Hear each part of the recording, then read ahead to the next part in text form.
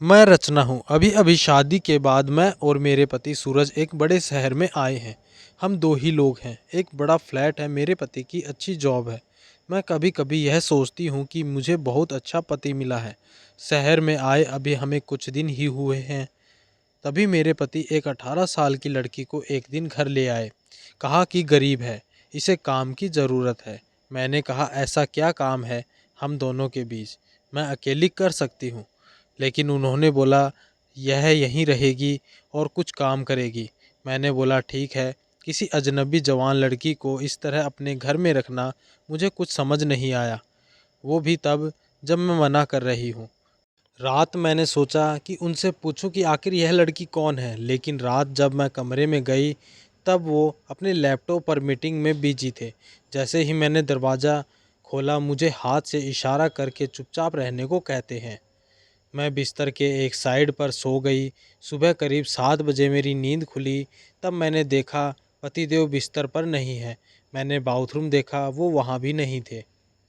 दरवाजे के पास जाकर जब मैंने किचन में देखा तो मेरे पति हाथ में पैसे लिए उस लड़की को दे रहे थे और वो लड़की रो रही थी। वो उसे चुप भी करा रहे थे। पैसे देकर वो मुझसे मिले बगैर बाहर मेन डोर से बाहर निकल गए। मुझे अब कुछ समझ नहीं आया कि बात क्या। थोड़ी घबराहट भी हुई, अजीब अजीब ख्याल मन में आने लगे। साथ ही यह भी ख्याल आया कि जो मैं सोच रही हूँ ऐसा कुछ भी न हो। मैं बेडरूम से बाहर आई। वो लड़की ने मुझे देखकर अपने आंसू पोंछ लिए। मुझे देखते ही बोली, मैडम साहब बोले कि वो आज वो शहर के बाहर जा रहे हैं, मीटिंग के लिए कल शाम तक आएंगे। आप सो रही थी इसलिए आपको उठाया नहीं। मुझे कहा कि आपको बता दूं। मुझे उससे बात करने का बिल्कुल भी मन नहीं था, इसलिए मैंने उसकी तरफ देखा भी नहीं। बस अब मैं अपने बेडरूम में बैठी कुछ सोचने लगी। शादी को अभी 1 महीना ही हुआ है और मैं उनके बारे में ना जाने क्या क्या सोचने लगी। लेकिन उन्होंने मुझे सोचने का कारण भी दिया है। एक तो यह लड़की वो अचानक ले आए, मेरे मना करने के बाद भी उन्होंने इसे काम पर रख लिया और आज वो उसे रुपए भी दे रहे थे। मैंने सोचा कि एक बार फ़ोन पर उनसे बात करके देखती हूँ। मैंने उन्हें फ़ोन लगाया पर उनका फ़ोन स्विच ऑफ बता रहा था। यह पहली बार था जब ऐसा हुआ कि उनका फ़ोन बंद है।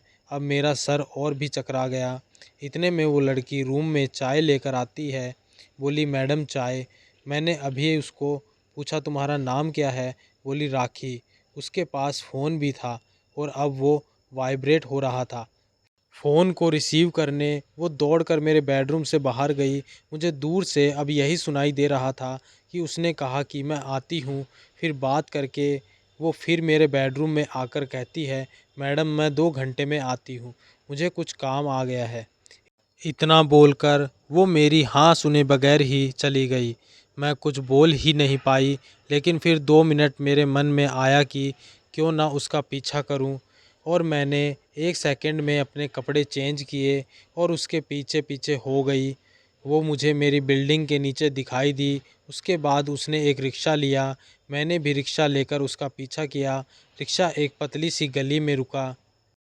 वो वहाँ से उतरकर पैदल चलने लगी। बहुत सारे छोटे छोटे घर से होते हुए वो एक घर के आगे पहुँची। मैं लगातार उसका पीछा कर रही थी।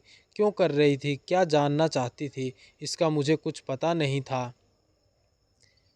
बस मैं उसके पीछे थी।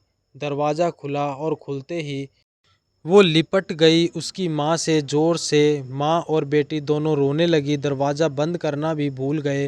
मुझे लगा कि अब मुझे सामने जाकर बात करनी होगी कि परेशानी क्या है।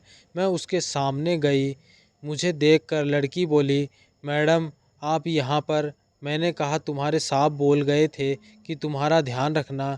उसकी रोती हुई माँ बोली कि ऐसा इंसान बहुत कम मिलते हैं।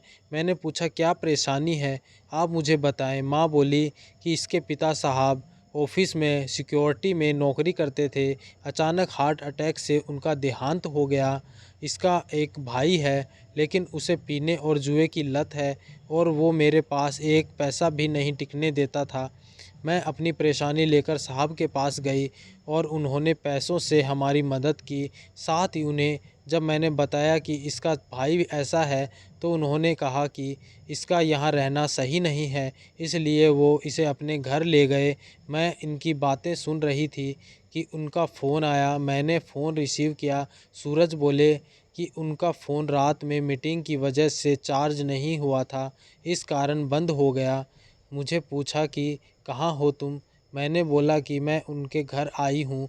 सूरज बोला हाँ, मैं रात में तुम्हें बताने वाला था पर मीटिंग की वजह से लेट हो गया और तुम सो गई। मुझे उस समय जो सही लगा वो मैंने किया, इसलिए मैं उसे तुम्हारे पास ले आया। मैंने कहा बिल्कुल ठीक किया आपने। लड़की को लेकर फिर मैं अपने फ्लैट चली गई। अब मैं उसे और अपने पति दोनों को ज़्यादा प्यार करने लगी। तो दोस्तों ये थी हमारी आज की कहानी। आपको कैसी लगी कमेंट करके ज़रूर बताएं। और दोस्तों आप कहानी सुनते हो और कहानी सुनकर चले जाते हो, चैनल को सब्सक्राइब नहीं करते, प्लीज़ आपसे रिक्वेस्ट है कि चैनल को सब्सक्राइब ज़रूर करें।